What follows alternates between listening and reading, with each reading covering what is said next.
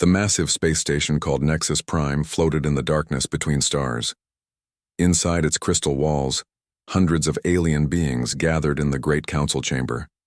Their voices created a symphony of clicks, whistles, and harmonic tones, as they argued about the greatest discovery in 3,000 years. Ambassador HFY stepped forward on her 6 crystalline legs. Her body sparkled like living diamond as she spoke to the assembled crowd. Fellow beings of the Galactic Council, we face an unprecedented situation. The species from the third planet of System Sol 3D847 has achieved faster-than-light travel. A wave of concerned murmurs swept through the chamber. The elegant Silathi representatives swayed their plant-like bodies nervously.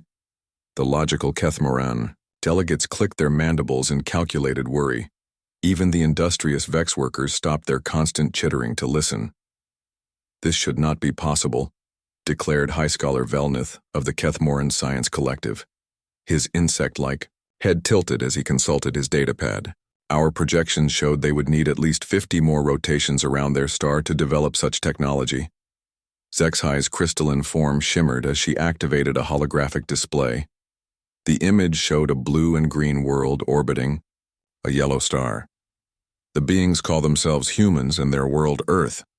What makes them unique among all known species is their evolutionary origin. Dr. Whisper of Ancient Wines, the lead xenobiologist, floated forward. Her Silathi form resembled a graceful tree with flowing branches instead of arms. In all our studies of spacefaring civilizations, every species evolved from prey animals or environmental adapters. We Silathi developed from organisms that survived through camouflage and cooperation. The Kethmoran descended from hive insects that thrived through organization. The Vex evolved from creatures that adapted to extreme environments. She paused, her leaves rustling with nervous energy. But humans are different. They evolved from persistence predators. They are the first spacefaring species we have discovered that comes from hunters, not the hunted. The chamber fell silent. In the 3 millennia since the Galactic Council formed, this had never been encountered. Every civilization had learned cooperation through necessity. They survived by hiding, adapting, or working together. The concept of a species that survived by hunting others was alien to them. Commander Veltar of the peacekeeping fleet stepped forward. His Vex exoskeleton gleamed under the chamber lights. The Council has voted to make formal contact. My fleet will approach their system using standard first contact protocols. Be cautious, warned HFY. Our long-range sensors detected something unusual about their technology.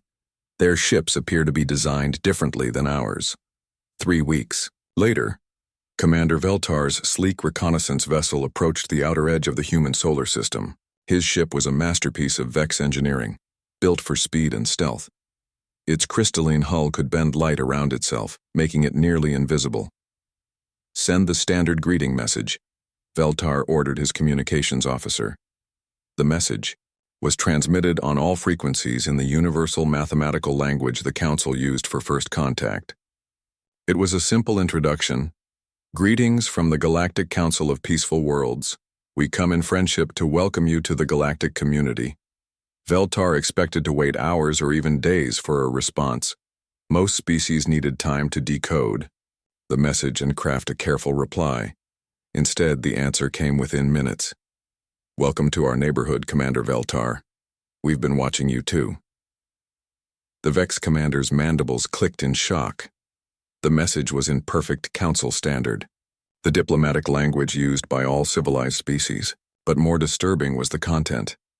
How did these humans know his name? How had they been watching? Impossible, whispered his sensor officer. Our stealth systems are perfect. No known technology can detect us at this range. A new voice came over the communication channel. It sounded different from the first human, deeper and more commanding. Commander, this is Admiral Sarah Chen of the United Earth Space Navy. Permission to come aboard for formal first contact? Before Veltar could respond, his sensors detected a ship approaching. It was unlike anything in the Council databases. Where Council vessels were smooth and graceful, Built for speed and efficiency, this human ship looked aggressive. Its hull was angular and dark, covered in what appeared to be weapon systems. "Sir," his tactical officer reported, voice trembling, "that ship has enough firepower to destroy a small moon." The human vessel, identified as the UES Indomitable, docked with gentle precision despite its intimidating appearance. Admiral Chen came aboard with a small diplomatic team. She was surprisingly small compared to most council species, but something about her presence filled the room. Chen looked around the Vex ship with obvious interest. "Beautiful design," she said, running, her hand along the crystalline wall. "Built for stealth and speed, very elegant." "Thank you," Veltar replied carefully. "Your vessel is, impressive as well." Chen laughed, a sound that somehow seemed both friendly and dangerous. "The Indomitable? She's just a diplomatic ship. We figured first contact should look official." "Just a diplomatic ship?" Veltar's mind reeled. If this was their diplomatic vessel, what were their actual warships like? Over the next several days, the formal first contact proceeded smoothly. The humans were polite, curious, and surprisingly knowledgeable about galactic civilization. They had been observing council transmissions for decades, learning languages and customs. "How did you detect our ships?" Veltar finally asked during a private meeting with Admiral Chen. Chen smiled in a way that didn't quite reach her eyes.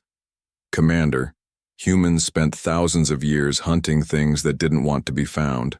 We got very good at seeing what others try to hide." The exchange of basic information continued. The humans shared details about their world, their history, and their technology. In return, they received star charts, cultural databases, and an invitation to send representatives to the Galactic Council. But as Veltar prepared to return to Nexus Prime, he couldn't shake his growing unease. The humans were friendly and seemed peaceful. Yet everything about them suggested a species shaped by conflict in ways the Council had never encountered. Their language was filled with military terms used in casual conversation. Their diplomatic ship was more heavily armed than most Council warships. Even their gestures and movements suggested beings always ready for action. Most disturbing of all was something Admiral Chen had mentioned in passing. When discussing Earth's history, she had said, "We've had our share of wars, but we've learned from them." The phrase haunted Veltar during his journey back to Council space. Every other species had learned peace through near extinction. They had fought once, nearly destroyed themselves, and chose cooperation. But Chen had spoken of wars in plural, multiple conflicts, as if fighting was something humans did regularly, not just once in their dark past. As his ship jumped to hyperspace, carrying news of successful first contact, Veltar wondered if the galaxy was ready for a species that had learned not just to survive, but to thrive through conflict. Behind them, hidden in the outer solar system, dozens of human ships watched the alien vessel depart. These vessels made the Indomitable look like a pleasure craft. They were pure warships, built for one purpose: to fight and win against any enemy. Admiral Chen stood on the bridge of the Indomitable, watching the alien ship disappear into hyperspace. Her first officer approached with a concerned expression. "Admiral, should we have told them about the real fleet?" Chen shook her head. "Let them think the Indomitable represents our military capability. They'll learn the truth soon enough." She turned back to the view screen, looking out at the stars that held an entire galaxy of peaceful civilizations. Soon, those civilizations would learn what it meant to encounter a species that had never stopped learning how to fight. The first domino had fallen. The galaxy would never be the same. Admiral Sarah Chen stood on the bridge of the UES Indomitable, watching the massive alien space station grow larger on the main screen. Nexus Prime was beautiful in an alien way, its crystalline structures catching starlight and breaking it into rainbow patterns. "First time seeing the Council's capital station, Admiral?" asked Commander Torres through the secure communication channel. Chen touched her earpiece to respond. Torres was aboard the UES Nemesis, one of humanity's actual warships, hidden 3 light-years away in a nebula. "Yes, and it's impressive. But Marcus, their architecture tells me everything I need to know about their mindset." "What do you mean?" Chen studied the approaching station. Look at the design, it's all curves and flowing lines. Beautiful, but fragile. They built for aesthetics, not defense. Even their docking bays are wide open, no defensive positions. As the Indomitable approached the docking facilities, Chen reflected on the irony of her situation. The ship she commanded was humanity's first official diplomatic vessel, but it wasn't really a military ship at all. It had been a heavy cargo hauler just 6 months ago. The weapons and armor were hastily added to make it look impressive to alien eyes. The real military fleet remained hidden throughout human space, waiting and watching. The docking procedure was smooth, guided by alien traffic controllers who seemed amazed by the Indomitable's size and aggressive appearance. As Chen prepared to disembark, she reviewed her mission parameters one final time. The diplomatic team consisted of herself, Dr. Elena Vasquez, the xenoarchaeologist, communications officer Liu, and a small security detail. Their job was simple: represent humanity while learning everything possible about galactic civilization. The airlock opened, and Chen got her first close look at the aliens who ruled the galaxy. Ambassador Zexhai waited to greet them, her crystalline form sparkling under the station's lights.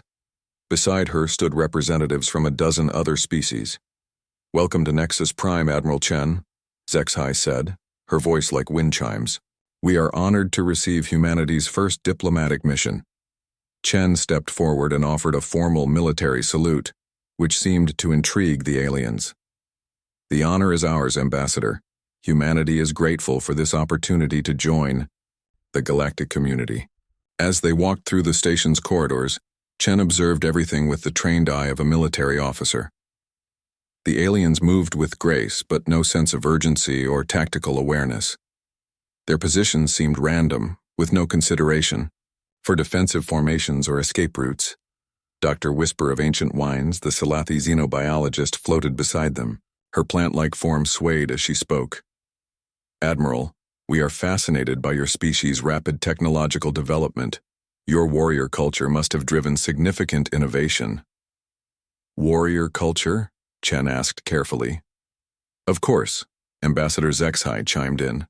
"Your evolutionary background as persistence predators, combined with the aggressive design of your war vessels, clearly indicates a militaristic civilization." Chen realized the misunderstanding immediately. The aliens looked at the converted cargo ship Indomitable and saw a warship. They assumed human civilization was built around conflict. In a way, they weren't wrong, but they had no idea how right they were. "We've had our challenges," Chen said diplomatically, "but we've always believed that peace is worth fighting for." The formal reception took place in a grand hall filled with representatives from hundreds of species. Chen was amazed by the diversity. Crystalline beings like Zexhai, plant-like Salathi, insectoid Kethmoran, and dozens of others she couldn't begin to categorize. During the cultural exchange, the aliens shared the history of galactic civilization. Each species had achieved spaceflight after learning cooperation through near-extinction events. Wars were ancient history, relegated to the dark past before enlightenment. "And what of humanity's path to the stars?" asked High Scholar Velnith of the Kethmoran. Dr. Vasquez stepped forward to answer. She had prepared for this question, but Chen could see the concern in her eyes. "Humanity's journey was complex. We faced many challenges that required us to work together. It was technically true, but it avoided the reality that humans had reached space while still actively fighting wars among themselves. Even now, small conflicts continued on Earth while the great powers cooperated in space exploration." That evening, Chen met privately with Dr. Vasquez in their assigned quarters. The xenoarchaeologist looked troubled as she reviewed data from the Council's databases. "Sarah, I've been studying their historical records, and I've found something disturbing," Elena said, pulling up holographic displays of alien civilizations. Every single spacefaring species in this galaxy followed the same pattern. They nearly destroyed themselves once, learned from it, and chose permanent peace. "Once?" Chen asked. "That's the key word. One great war, one near-extinction event, one lesson learned, but humans—" Elena paused. We've survived dozens of near-extinction events and kept fighting through all of them. Ice ages, volcanic eruptions, plagues, asteroid impacts. We never stopped making war. Chen felt a chill as she realized the implications. They think the indomitable represents our military technology. Worse than that, they think our warrior culture is something from our past, like theirs. They have no concept of a species that achieved spaceflight while still actively waging war. Meanwhile, 3 light-years away, Captain Marcus Rivera stood on the bridge of the UES Nemesis, humanity's newest dreadnought. Unlike the converted, indomitable, the Nemesis was built from the ground up for one purpose: to fight and win wars in space. "Captain, we're receiving intelligence updates from Admiral Chen," reported his communications officer. Rivera reviewed the data with growing amazement. The alien ships they'd been monitoring were fast and elegant, but they were designed for exploration and trade. Even their largest warships carried fewer weapons than a human destroyer. "Run a tactical analysis," Rivera ordered. "How would our ships perform against theirs?" His tactical officer worked for several minutes before responding with disbelief in his voice. "Sir, it wouldn't even be a contest. Their ships are built to run away. Ours are built to hunt down and destroy enemies. Their weapons are designed to disable, ours to kill.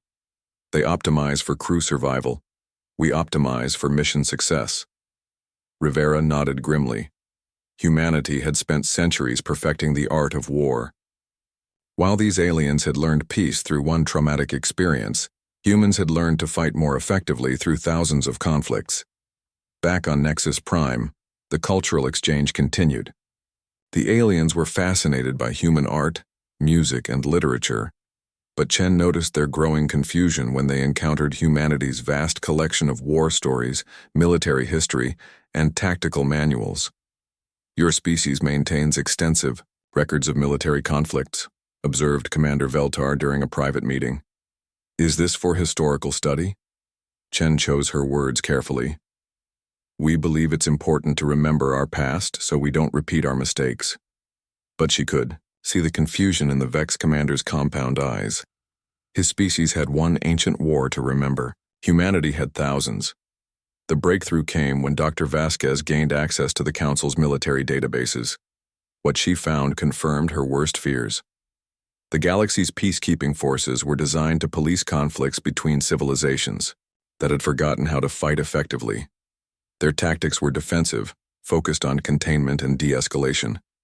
The concept of offensive warfare, of actively seeking out and destroying enemies, was alien to them. They had weapons, but they were tools of last resort, not instruments of victory. "Elena," Chen said after reviewing the data, "we need to be very careful how we proceed. These beings have built a peaceful civilization because they genuinely don't understand warfare anymore. But what happens when they realize that we do?" Chen looked out at the stars through their quarter's viewport. Somewhere out there, the real human fleet waited in the darkness, ships designed not for exploration or diplomacy, but for the ultimate expression of humanity's evolutionary heritage, the complete destruction of their enemies. "I think," Chen said quietly, "we're about to find out." As if summoned by her words, an urgent message arrived from Earth Command. Long-range sensors had detected unknown ships entering human space. Not Council vessels, but something else. Something that didn't match any known alien technology. Chen felt the familiar surge of adrenaline that every human experienced when faced with a potential threat. Around the galaxy, peaceful alien civilizations would have responded with fear and attempts at communication. Humanity's response was different. Battle stations.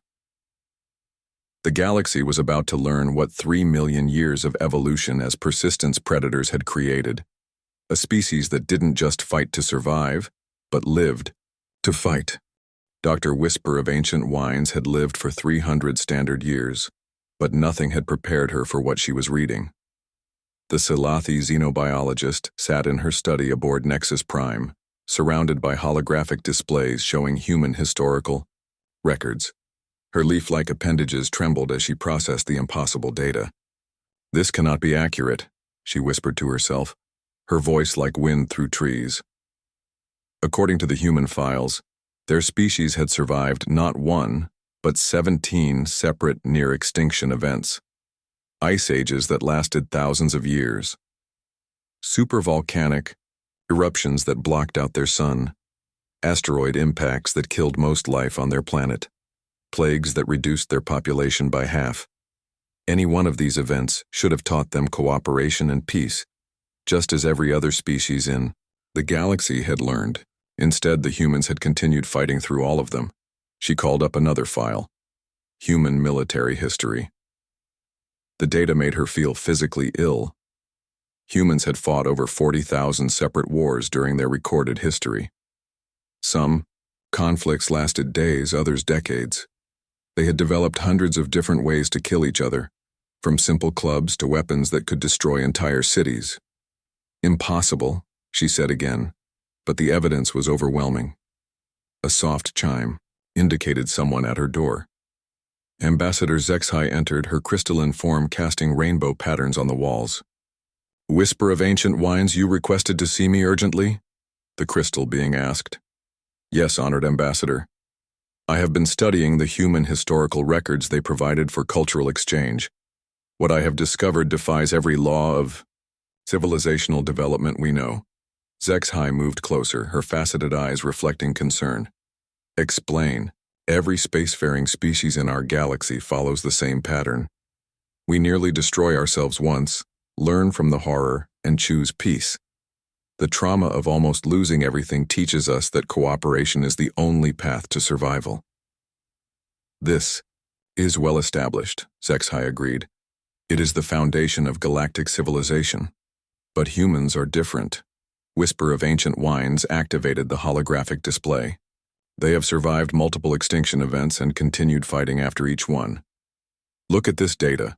The display showed a timeline of human history. Red markers indicated major wars, while black markers showed near-extinction events. The pattern was disturbing. After every black marker, the red markers continued. Humans learned to survive catastrophe, then went back to fighting. "This suggests they are incapable of learning from trauma," Zexhai said, her harmonic voice filled with confusion. "No, it's worse than that. They did learn. Each time they nearly died out, they came back stronger and more dangerous. They learned to fight more effectively, not to stop fighting." In another part of the station, Admiral Kix of the Vex Collective was conducting her own disturbing research. The insectoid military leader had access to the Council's most advanced combat simulation systems. She had been running theoretical battles between human and alien forces based on the historical data. The results were catastrophic. "Computer, run Simulation 47 again," she ordered in the clicking language of her people. The holographic display showed a typical Council peacekeeping scenario. Two civilizations in conflict, with Vex forces attempting to separate and pacify them. Then the computer introduced human tactics based on their historical military doctrine. Within minutes, the human forces had identified and destroyed the command structure of both alien civilizations and established complete control of the system.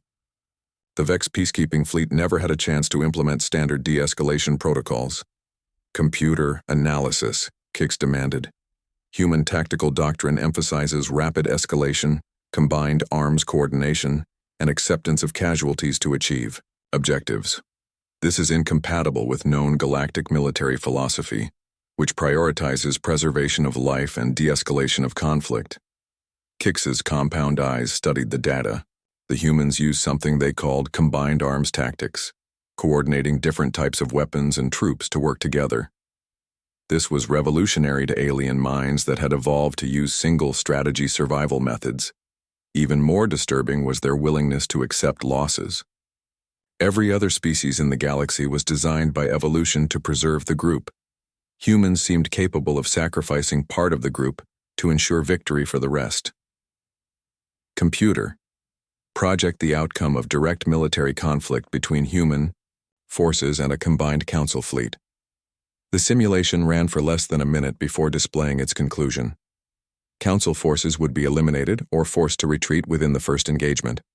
Human willingness to accept casualties while maintaining offensive capability exceeds Council force preservation parameters. Meanwhile, in the Council's archives, High Scholar Velnith made his own shocking discovery. The insectoid researcher had been analyzing human cultural artifacts trying to understand their psychology. What he found challenged everything he thought he knew about intelligent behavior. Humans created entertainment about war. Their stories, games, and artistic works celebrated conflict and victory over enemies. They studied historical battles not as cautionary tales, but as lessons for future conflicts. Even more disturbing was their concept of honor in battle. Most species viewed necessary violence as a tragic failure of civilization. Humans seemed to view it as a source of pride and personal growth. They have warrior poets, Velnith said to himself in amazement. They create art about the beauty of combat. He pulled up more files. Human military academies taught courses in something called military history, the systematic study of warfare to become better at it. Their officers learned from thousands of years of human conflict, building on the experiences of their ancestors. The Kethmoran scholar realized that humans didn't just remember their wars as tragic mistakes. They preserved them as educational resources for future warriors. 3 days after these discoveries, an emergency session of the Galactic Council was called. The chamber buzzed with nervous energy as representatives from hundreds of species gathered to hear the xenobiological assessment of humanity. Dr. Whisper of Ancient Wines floated to the center of the chamber. Her usually graceful movements seemed strained, her leaf patterns showing stress colors. Fellow beings of the Council, she began, our analysis of human civilization has revealed something unprecedented in galactic history. Humanity represents the first spacefaring species that achieved interstellar flight while still actively engaged in warfare. A wave of shocked murmurs swept through the chamber. Representatives clicked, whistled, and harmonized their disbelief. Moreover, she continued, their historical records show continuous military conflict spanning their entire recorded history. They have never known true peace as we understand it. Ambassador Zexhai stood to address the assembly. The implications are staggering. Every species in this chamber learned cooperation through the trauma of near extinction. We developed spaceflight as a way to ensure our survival through peaceful expansion. But humans developed spaceflight while still actively fighting among themselves. High Scholar Velnith activated a holographic display showing human cultural artifacts. Their entertainment, their education, their very identity is built around the concept of conflict and victory. They don't view war as a failure of civilization, but as a natural expression of their nature. Admiral Kix's report was the most disturbing. I have run extensive combat simulations based on human military history. Their tactical doctrine is based on principles unknown to galactic civilization: rapid escalation, combined arms coordination, and acceptance of casualties to achieve victory. She paused, her clicking voice filled with something approaching fear. In every simulation, human forces defeated our best peacekeeping fleets through tactics we would consider suicidal. They are willing to sacrifice ships and crew to achieve objectives in ways that violate our most basic survival instincts. The chamber fell silent as the implications sank in. For 3,000 years, the Galactic Council had maintained peace through the shared understanding that warfare was a relic of primitive civilization. Every species had learned this lesson through trauma, but humanity had never learned that lesson. Instead, they had spent millions of years becoming the most effective warriors the galaxy had ever seen. Commander Veltar, who had conducted the first contact, stood to speak. There is one more thing the Council must know. The human vessel Indomitable, which we believe to be their primary warship, is actually a converted cargo hauler. Admiral Chen referred to it as just a diplomatic ship. The words hung in the air like a toxic cloud. If their diplomatic ship was more heavily armed than most Council warships, what were their actual military vessels capable of? As the session ended, representatives returned to their ships with a new understanding of their place in the galaxy. For the first time in millennia, they felt something their ancestors had known but they had forgotten: the fear of a superior predator. In her private quarters, Admiral Chen received updates from the Council session through her intelligence sources. She shook her head as she read the reports of alien panic and confusion. They still don't understand, she said to Dr. Vasquez. They think we're monsters because we never learned to stop fighting. They can't see that we learned something else. Instead, intelligence operative Kethron moved silently through the shadows of an asteroid field, her ship's advanced cloaking systems rendering her invisible to most sensors. As a member of the Shadow Syndicate, the Council's most elite covert surveillance organization, she had infiltrated the security systems of dozens of civilizations. But this mission was different. This time she was hunting humans. For weeks, she had followed the trail of electromagnetic signatures and gravitational anomalies that suggested a massive fleet somewhere in the outer reaches of the Sol system. The humans claimed their diplomatic ship was their primary military asset, but every instinct told her they were hiding something. Her ship, the Silent Wind, was a masterpiece of stealth technology. Built from crystalline compounds that bent light and absorbed sensor beams, it could slip past the most advanced detection systems ever developed. She had used it to spy on the secret military installations of 3 different species. But as she approached the coordinates her analysis had identified, Kethron realized she might have made a terrible mistake. By the ancient stars, she whispered in her native tongue. The asteroid field wasn't hiding 1 or 2 ships. It was hiding an entire fleet. Dozens of massive vessels hung in the darkness, their hulls so black they seemed to absorb light itself. Each ship was larger than anything in the Council's databases, and their design spoke of only one purpose: war. Unlike the graceful curves of Council vessels, these human ships were angular and aggressive. Weapon systems covered their hulls like thorns on a deadly plant.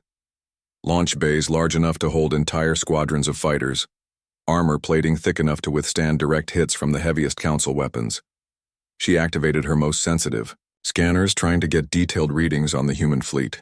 What she discovered made her blood freeze in her veins. The ships weren't powered down in storage. They were fully active, their crews at combat stations, their weapons charged and ready. They weren't hiding because they were unprepared. They were hiding because they were an ambush waiting to happen. 3 light-years away, Captain Marcus Rivera stood on the bridge of the UES Nemesis, reading reports from his sensor operators. The massive dreadnought was the flagship of humanity's home fleet, and Rivera was one of Earth's most experienced combat commanders. "Sir, we've detected what appears to be a cloaked vessel observing the outer perimeter," reported Lieutenant Commander. Seeing from the sensor station, Rivera smiled coldly. "The famous Council stealth technology. How long have they been watching us?" "Approximately 47 minutes, sir. Should we hail them?" "No. Let them watch. In fact, I think it's time we gave our observer a proper demonstration of human capabilities." Rivera activated the fleet communication system. "All ships, this is Nemesis Actual.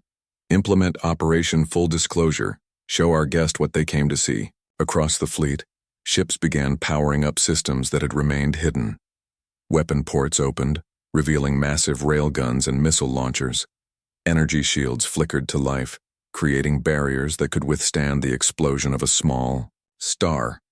Fighter squadrons launched from hidden bays, their pilots eager for action. But the most shocking display was yet to come. "All ships," Rivera continued, "prepare for combat jump demonstration. Target the Zerion asteroid cluster." Kethron watched in growing horror as the human fleet began to move. But they weren't moving normally. Instead of using conventional engines, the ships were charging their faster-than-light drives while still in normal space. "Impossible," she breathed. "They can't mean to." The lead human ship, a monster that dwarfed even Council dreadnoughts, suddenly vanished. A split second later, it reappeared inside the asteroid cluster she had been using for cover. The massive vessel had jumped directly into the field of spinning rocks and emerged without a scratch. But that wasn't the terrifying part. The asteroids were gone. All of them. The ship's emergence from hyperspace had created a subspace shockwave that obliterated everything in a cubic kilometer of space. What had been a dense field of rocks was now empty space filled with glowing plasma. Then the second ship jumped, and the third, and the fourth. Each jump demonstrated the same terrifying capability. The humans were using their faster-than-light drives as weapons, emerging from hyperspace with enough force to destroy anything in their path. To Catherine's terrified mind, this was suicidal madness. The stresses involved in such a maneuver should have torn the ships apart. The radiation exposure alone should have killed everyone aboard. But the human vessels performed these impossible jumps as if they were routine maneuvers. Silent wind. To Shadow Command, she transmitted on emergency frequencies. Priority Alpha Intelligence. The humans have weaponized their FTL drives. They can appear anywhere in a star system instantly and destroy everything around them when they arrive. The response came immediately. Confirmed, Agent Kethron. Return to base immediately with all sensor data. But Kethron couldn't move. She watched in fascination as the human fleet continued their demonstration. The ships moved in perfect coordination, executing tactical maneuvers that required split-second timing and absolute trust between crews. She had studied the military forces of dozens of species. All of them emphasized preservation of ships and crew above mission objectives. But these humans moved their vessels like expendable weapons, taking risks that would paralyze any other military force. A new ship appeared on her sensors, larger than all the others. The vessel that emerged from hyperspace was so massive it had its own gravitational field. Weapon systems covered every surface, and its armor was thick enough to survive direct collision with a moon. "This is the UES Ragnarok," came a transmission on open frequencies. "Flagship of the First Battle Fleet. We welcome our Council observer to witness human naval capabilities." Catherine realized with shock that they knew she was there. Despite her advanced stealth systems, the humans had detected her presence and were performing this demonstration for her benefit. Captain Sarah Torres stood on the bridge of the Ragnarok, humanity's most powerful warship. Built in the orbital shipyards around Mars, the massive dreadnought represented the pinnacle of human military engineering. "Captain," her tactical officer reported, "the Council spy vessel is maintaining position at maximum sensor range. They're recording everything." Torres nodded with satisfaction. "Good. Make sure they get clear readings on our defensive capabilities as well. Activate the point defense grid." The space around the Ragnarok suddenly filled with defensive fire as thousands of small weapon systems came online. The demonstration targets, old asteroid fragments, were vaporized instantly by overlapping fields of laser and particle beam. "Fire. Now the main guns," Torres ordered. The forward weapons bay opened, revealing a cannon that ran nearly the length of the ship. The weapon charged with a sound that vibrated through the hull, and when it fired, the beam that emerged could have cracked a planet's crust. But the most impressive display was still to come. "All ships, formation hammer strike," Torres commanded. The entire human fleet began moving in a coordinated pattern that defied everything Council military doctrine taught. Instead of spreading out for mutual support and survival, the ships compressed into a tight formation designed for maximum offensive power. They moved like a single organism, each ship covering the blind spots of others, their combined firepower focused on a single point. It was beautiful and terrifying at the same time. Kethron transmitted continuously, knowing that her superiors needed to see this. The humans weren't just capable of war, they were artists of destruction, perfecting their craft over millions of years of evolution and thousands of years of practice. "Agent Kethron," came another transmission from Shadow Command. "What is your assessment of human military capability?" She stared at the display showing more than 200 human warships moving in perfect formation, each one capable of destroying an entire Council fleet by itself. "Command," she replied, her voice hollow with shock. "The humans don't have a military force. They have a galactic conquest fleet. Every ship I'm observing is designed for one purpose: to destroy enemy forces, completely and efficiently." She paused, watching as a squadron of human fighters performed maneuvers that would have killed alien pilots through sheer gravitational stress. "Sir, I don't think we understand what we're dealing with. These aren't beings who learn to fight out of necessity. These are beings who learn to fight because they enjoy it. Their entire civilization is built around the concept of warfare as an art form." The response from Shadow Command came after a long pause. Return to base immediately. The Supreme Commander needs to see this data. As Kethron prepared to depart, Captain Torres sent a final message to the fleeing spy ship. Safe travels, Agent Kethron.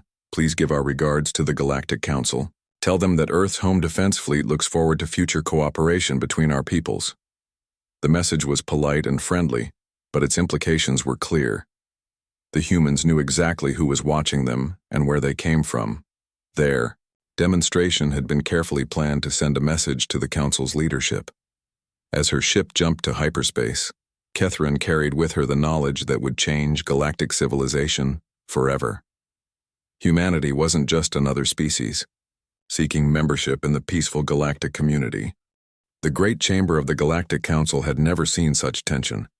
Representatives from all 847 member species filled the crystalline halls of Nexus Prime, their various forms of communication creating a symphony of fear and uncertainty. Clicks, whistles, harmonic tones, and subsonic vibrations blended together in the universal language of panic. Supreme Commander Alzethvar of the Unified Defense Forces stood at the center of the assembly. The ancient being's energy form flickered, with stress patterns as he addressed the gathered representatives. Fellow beings of the Council, his voice resonated through the chamber's translation systems, we face an unprecedented crisis. The intelligence gathered by Agent Kethron has fundamentally changed our understanding of humanity and our place in this galaxy. The holographic display activated, showing recordings from the human fleet demonstration. Even watching the footage, again, many representatives couldn't believe what they were seeing. Ships that used faster-than-light travel as weapons. Military formations designed for total destruction rather than preservation of life. Technology that prioritized offensive capability over crew survival. Ambassador Zexhai stepped forward, her crystalline form refracting the light from the display. The analysis is complete. Humanity represents the first spacefaring species that achieved interstellar capability while maintaining active warfare as a central aspect of their civilization. High Scholar Velnith of the Kethmoran activated additional displays showing human military history.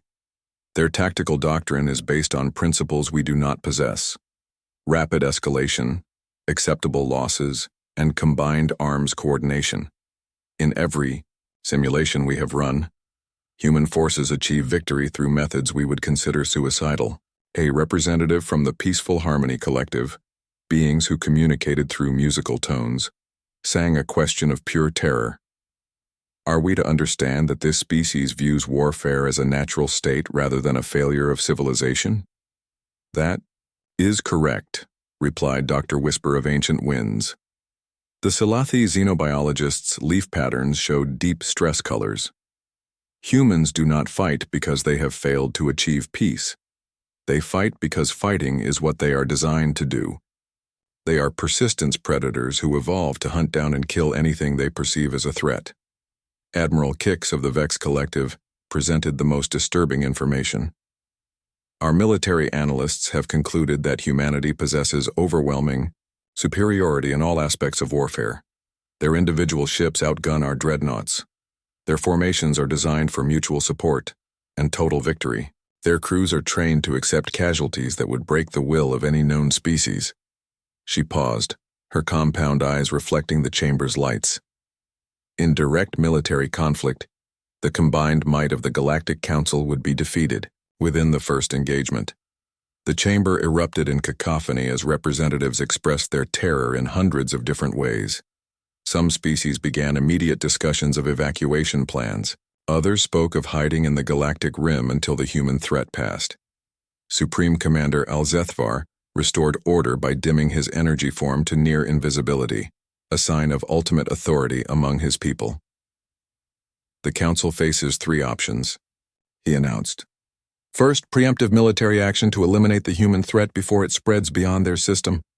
The suggestion was met with immediate rejection from most species. They had seen the human fleet demonstration. Any attack would result in genocide of the attackers. Second, complete isolation protocols. We retreat to the galactic rim and avoid all contact with human space until they either destroy themselves or evolve past their aggressive nature. This option received more consideration, but practical concerns quickly emerged. Humanity's expansion rate suggested they would encounter other council species within decades. Isolation would only delay the inevitable confrontation. Third, Alcethvar continued, unprecedented integration. We offer humanity full partnership in galactic civilization despite their junior status, hoping that exposure to peaceful cultures will moderate their aggressive tendencies. This suggestion was met with shocked silence. No species in galactic history had been granted full council membership without proving their commitment to peace through centuries of observation. As the debate continued, a new signal reached the station's communication arrays. The UES Indomitable was approaching, requesting permission to dock. Admiral Chen was returning with a small escort fleet, but this time, she wasn't alone. Through the observation windows, council representatives watched as human warships took positions around Nexus Prime. The vessels moved with casual precision, their weapon systems clearly visible but not actively targeted. It was a demonstration of power wrapped in diplomatic courtesy. Admiral Sarah Chen entered the chamber accompanied by her usual diplomatic team, but also by figures the council had never seen before. Fleet Admiral Marcus Rivera, Supreme General Patricia Santos, and Intelligence Director James Park, humanity's senior military leadership. Honored representatives of the Galactic Council, Chen began, her voice carrying easily through the vast chamber.